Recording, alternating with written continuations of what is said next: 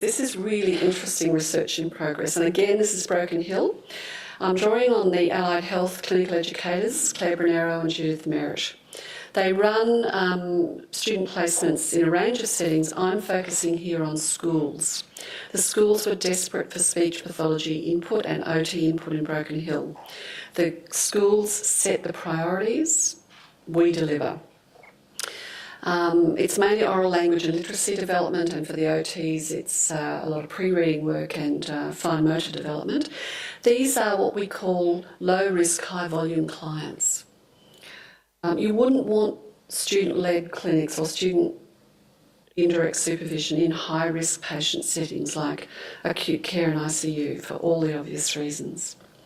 The students get indirect supervision from their discipline supervisor, using a range of methodologies, face-to-face and technology. Students do outreach visits, so Skype's used a lot. Direct supervision is very small. They get 2 hours, each student gets 2 hours a week from their discipline supervisor, another hour a week from the other discipline supervisor.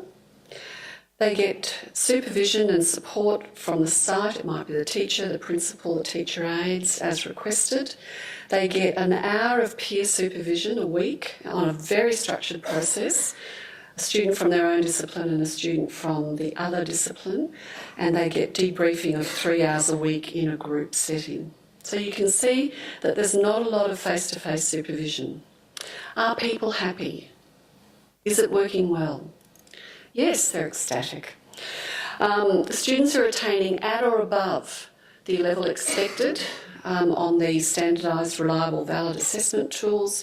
Student satisfaction is very high, even with the interprofessional supervision, which is interesting because there's a lot of literature that shows students don't like interprofessional supervision usually. And student satisfaction with the peer learning and peer supervision is very high.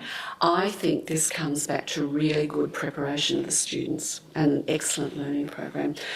Good use of peer learning, good use of reflection,